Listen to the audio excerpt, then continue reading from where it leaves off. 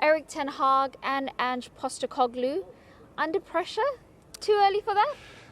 Well, unfortunately, when you're a manager of a club like Manchester United and Tottenham to a certain extent, you are going to be criticised or under pressure if you don't do very well. The starts for both sides haven't been great. There's been some signs.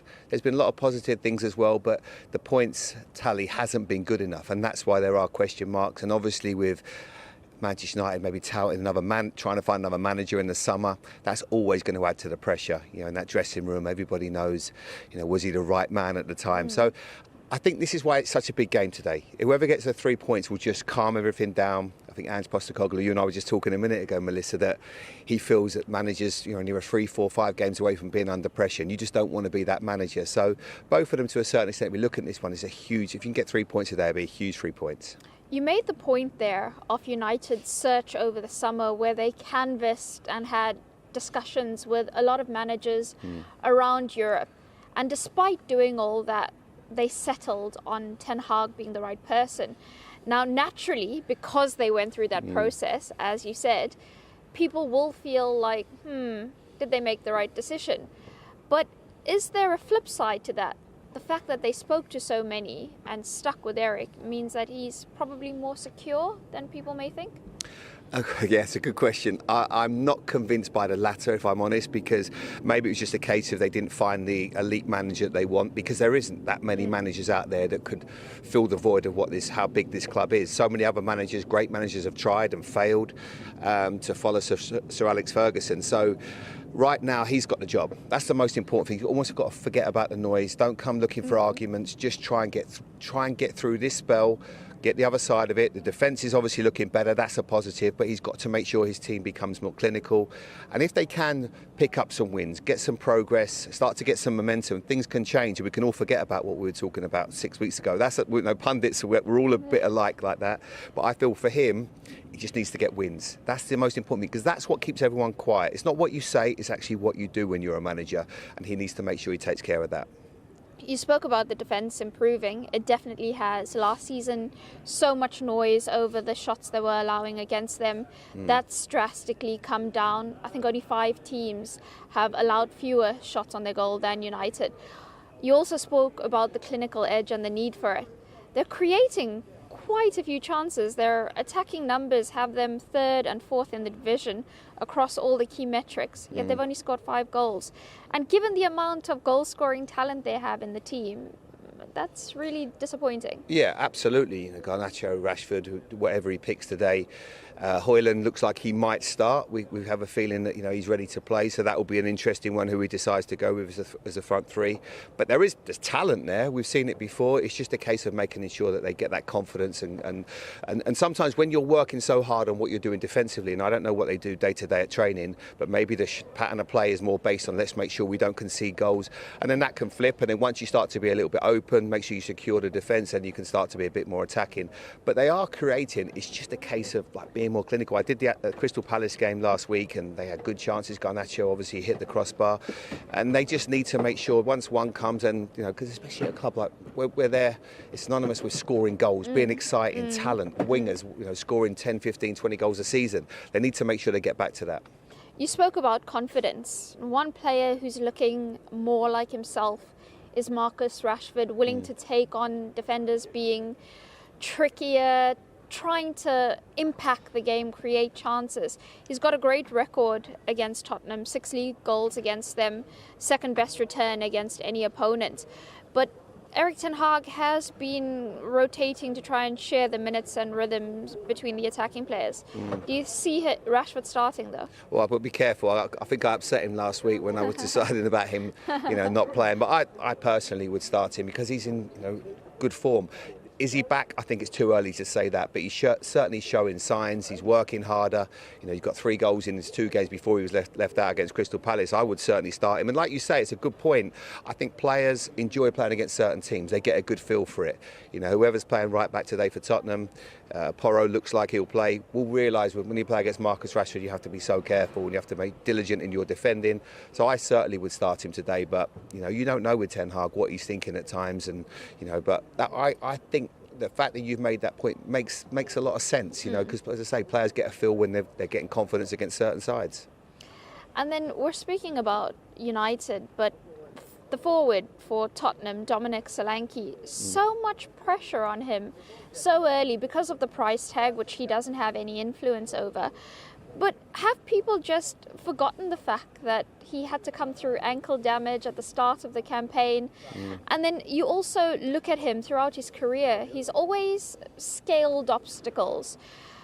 He had a very glittering youth career, and then there were roadblocks at Chelsea and then at Liverpool in the form of Mane, Salah, Firmino. But he's rebuilt himself at Bournemouth, and you think, given the patience and the style of football Spurs play, he'll definitely come good. Yeah, I would have thought so. He's got 2 in his last 2. He scored obviously in Europe, and it's just important to get that confidence. I mean, people were saying he hasn't scored in 2 games he didn't even start in. You know, it's very difficult. That's the pressure you're under as a striker, and I think they've found the right man. And Son alongside him, and Kulusevski or whoever they play. Brennan Johnson's hitting a bit of form as well. They have got pace, and I think as well that James Maddison took a little bit of stick in the game against Arsenal, and I thought that was a bit unfair because he started the season well after getting left out the Euros. And I feel that this is the kind of stadium where he enjoys playing. You know, he gets on the ball, makes things happen. And I do feel with him and Dominic that there is a bit of a relationship forming. And I think that's somewhere that Manchester United obviously got to be really careful. If Ugarte plays in defensive midfield, making sure that he stops James Maddison dictating this game today. Because if they let him have the licence and the luxury to do that, it could cause United a lot of problems. It's interesting that both managers, when they were analysing this game and trying to forecast what could happen, they predicted quite an open game because both teams want to try and create and exploit the spaces.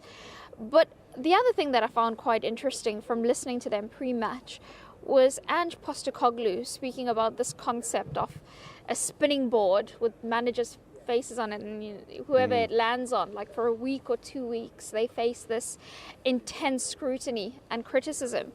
And he said he always gets told, like week in, week out, he's listening and people say, well, Ange has to win trophies for Spurs. And he says, well, Ten Hag's won 2 at United, and yet people consistently say his job is on the line. Yeah, I don't think Ange necessarily has to win a trophy. But my answer to that would be, imagine if he did. Imagine what he would have, how the status he would have at the club, because no one's obviously done it for such a long time. So that should be at the forefront of his mind, because Tottenham's too big a club for them not to have won a trophy in such a long time. For Manchester United, and it's the same here, they're synonymous with winning. That's what they have to do. And if you want to be the manager here for the long term, that's what you have to achieve. Of course there's going to be pressure on managers, but that's the price on the ticket. We all know that. That's why they get vast amounts of money. You have to handle the media, the press, everything that gets thrown at you now. And if you're not winning matches, of course you're going to come under pressure. I think the fact that they're sort of 10th and 11th in the table for these 2 clubs isn't good enough. It's not, And we can say 10th and 11th, but it's still early days in the season. But when you look at what's happening on the top, where it's so crystal clear around Liverpool, Arsenal and Manchester City, that then does pile the pressure on Tottenham and United, because you don't want to be circling mid-table when there's already a gap building to the top. Exactly, and you've got an international break coming up as well. A couple of big games for both these sides, because it can soon change. Back-to-back wins changes everything, whether you're the bottom or the top. But you're exactly right. The top is starting to take shape, and you want to make sure you're in that mix. You don't want to fall too far behind the likes of Aston Villa, because I think the 2 teams we're going to see today are in a mini league behind Liverpool, Arsenal and Manchester City. They are the best 3 sides by far. The rest of them are going to be trying to get that full Champions League spot. So it's not going to be easy for them, because there are a lot of good teams, and we're seeing Aston Villa progressing all the time, who we're going to see in the first game today. So there are obviously stumbling blocks for both of them, but they're also, like you said, with Tottenham, they're still finding new players, are trying to find their way, and I think they're going to improve as each game comes on. But the pressure is always going to be there, Melissa. That's the price on the ticket. It's very difficult, but that's why we love it. One more before we hand back to the guys in studio. Which manager do you think leaves here under less pressure today? Today? Or who's under more pressure? I thought you were going to who's going to last the longest. I think that... you can answer that one as well. Well, to predict this game, we've got Ashley Young in the studio today, who obviously had a good win for Everton yesterday. And I said to him, anything could happen today. This could be any score. I feel that both sides are going to be open. You look at Tottenham from set pieces. You look at how high they play in the line, as a high line. So I'm so nervous to predict. I always like to say I really fancy a certain side today, but this could go any way, and I think it's going to be quite a good chaotic game for the neutral.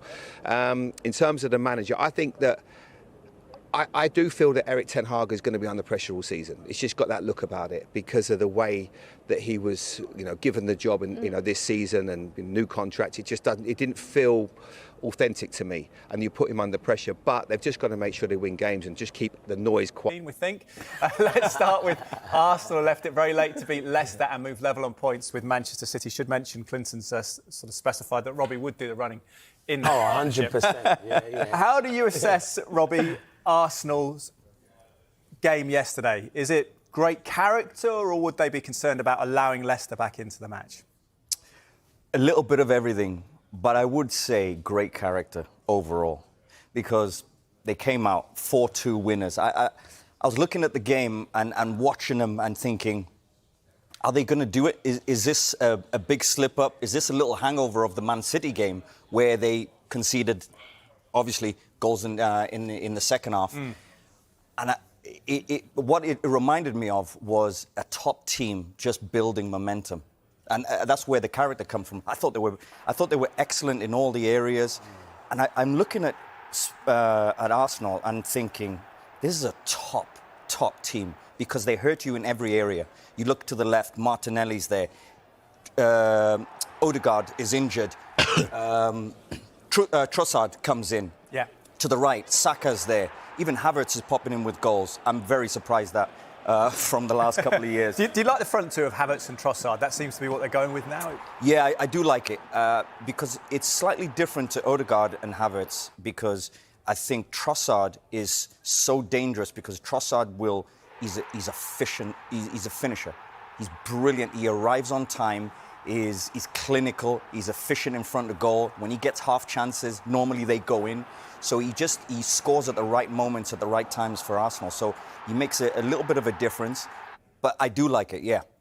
Clinton, it was a match this stage last season. We were talking about this in production before the game. Fulham and Arsenal drew 2-2. Were there similarities with that game, but the difference being this season that Arsenal did find a way really late on to get those 2 goals? Yeah, definitely. I think Leicester played well, and they were probably thinking 6 or 7 minutes away from getting a big result. But yeah, they'll be disappointed. But this is showing that Arsenal are here to stay this season. Relentless, never say die attitude, keep going to the end. Listen, they got fortunate with the 3rd goal where it deflects off of Ndidi for the own goal. But after that, Havertz gets his goal, and they're a good team at the moment. And Arsenal will be in confident mood, not only the way they're performing, also with the injury to Rodri as well. Because I think the injury to Rodri gave them a huge psychological Do you think they sit boost. around and just actually uplifts the mood if you're in the dressing room, the training ground, whatever that news? Yeah, you never want to see a top player get injured. But if one of your rivals' best player, and when one of the best players in midfield gets injured, it gives you a big boost to say, how strong will Man City be in midfield? But I thought Arsenal have been excellent. The players that they've brought in that have come off the bench, all making an impact. So Arteta's doing a brilliant job. What's your take going forward? 4 goals yesterday, Clinton. Robbie touched on it there. Trossard and Havertz sort of interchanging at times yesterday. Martinelli, first goal in 20 for him. Do you think they've got enough to score without Odegaard? Yeah, they got enough. They're proving it at the moment. They've got enough to score without Martin Odegaard. But you want Odegaard in your team. He's the captain there. He's the talisman, one of the best players there is in the Premier League. So you need him back. But they're doing well without him at the moment. They are doing really well without him. They're creating chances. Havertz, as Rob said, he stepped up to the mark. Havertz has proved everybody wrong. He's been fantastic. Trossard is a good footballer. We know that from his time at Brighton. He's playing in that little pocket behind Havertz, and it's working at the moment. But Odegaard, when he's fit, we will come into that team and make Arsenal a better team. But it's fluent at the moment. You can't. It's still early though. When people say to me, "Oh yeah, Arsenal are favourites," never write off Man City. So we're still in September. We don't finish at the end of May, so there's months to go. What do you think? Will Man City be worried yesterday, seeing Arsenal gain 2 points on them? Not worried, but they will be annoyed a little bit, because it's one of those games that really, from Leicester's point of view, it should have been 2-2, finish. Yeah. Man City will be a little bit disappointed because they thought Leicester should have just finished it off. And it's 2 draws, same day, no problem, because the title race is once you get that little lead, or when you drop points like Man City did yesterday, you want the other team to drop points. And it should have been that. But it makes it more spicy. I like it. Bookies now have Arsenal as favourites for the title. Taking into consideration maybe the Rodri injury as well. What do you think of that? Yeah, they had them even before the Man City game. They had them even, Arsenal and Man City, because of the Rodri injury.